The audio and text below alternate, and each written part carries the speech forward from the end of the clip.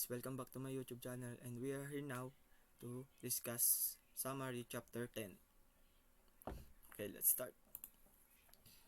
The chapter 10 or entitled Application Layer. Applications such as web browser, online gaming, chatting with and emailing friends enable to send and receive data with relative ease. Typically, we can access this application without knowing how they work. So, however, for the network professionals, it is important to know how application is able to format, transmit, and interpret message that are sent and received across the network. So, application layer is closest to the end users. It is the layer that provides the interface between the application used to communicate and underlying networks over which messages are transmitted. Application layer protocols are used to exchange data between programs running on the source and destination host.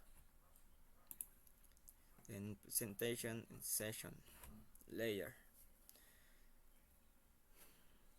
Presentation layer has three primary functions: formatting or presenting data at the source devices into a compatible form for receipt by the destination device. The other one, compressing data in a way that can be decompressed by the destination device. And the last is encrypting data for transmission and scripting data upon receipt. So, application layer here. Then TCP application protocols specify the format and control information necessary for many common internet communication function. So, DNS translate domain names, both and being suspended by this HCP. The HCP is dynamically assigns IP addresses to client station at startup. SMTP enables client to send email to email server, and POP enables client retrieve email from a mail server, and IMAP maintains email on the server. FTP, a reliable, connection-oriented, and acknowledgement file delivery protocol. And then TFTP, simple connectionless file transfer protocol. And HTTP, set of rules for exchanging text, graphics, image, sounds, video, and other multimedia file on the World Wide Web. And HTTPS, the browser uses encryption to secure HTTP communications. Application layer protocols are used by both the source and destination devices during a communication session. For the communication to be successful, the application layer protocols implement on the source and destination hosts must be compatible. Then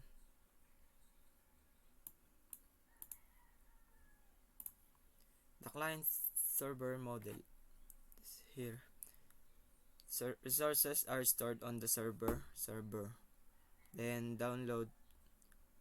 files are downloaded from the server to the client, and the client is a hardware or software combination that people use directly.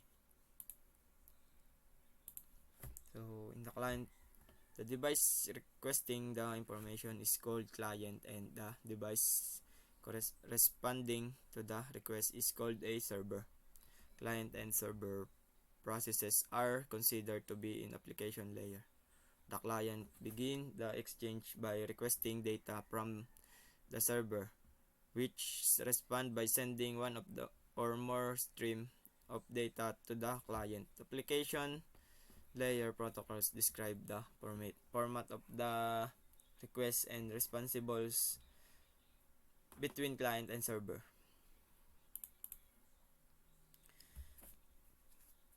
Peer-to-peer networks or P2P.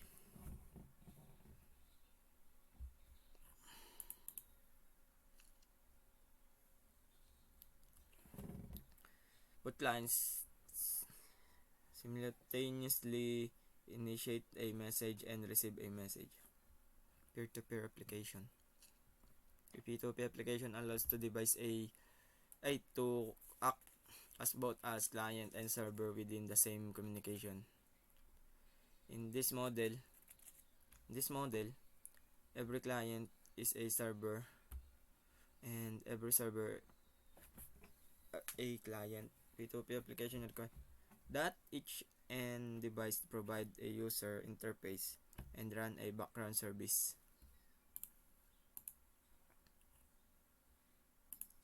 So P2P. Then hypertext transfer protocols and hypertext markup language. HTTP and HTTPS is request or respond protocol. When a client, typically a web browser, send a request to a web server, HTTP client specifies the message types used for the communication. There are three common message types are get, post, and put. The get is a client request for data. Then post uploads data files to the web server such as form data, and put uploads resources or content to the web server such as image.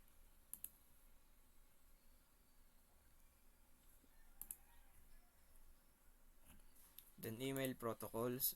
So in the email protocol, one of the primary services offered by an ISP is email hosting. To run an email, client communicate with mail server to send and receive email. Mail servers communicate with other mail server to transport messages from one domain to another. An email client does not communicate directly with another email client when sending email. Instead, both clients rely on the mail server to transport messages. SMTP operation, message format require the message header and a message body.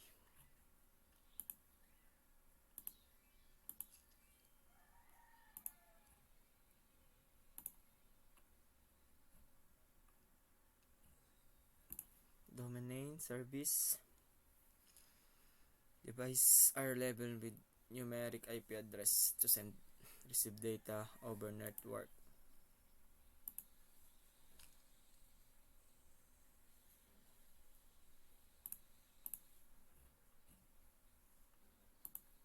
Modeling.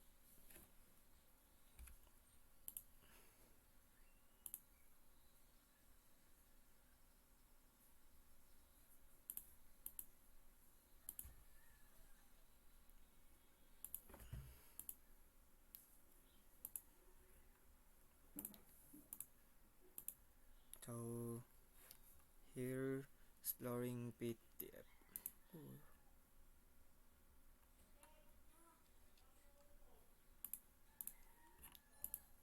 Then chapter 2 application layer. Application are computer program with which the user interacts and which initiate the data transfer process at the user's request. Servers are background program that provide the connection between the application layer and the lower layer of the networking model. Protocol provide a structure of agreed upon rules and processes that ensure services running on one particular devices. So I think so. This is the summary of chapter 10. Thank you.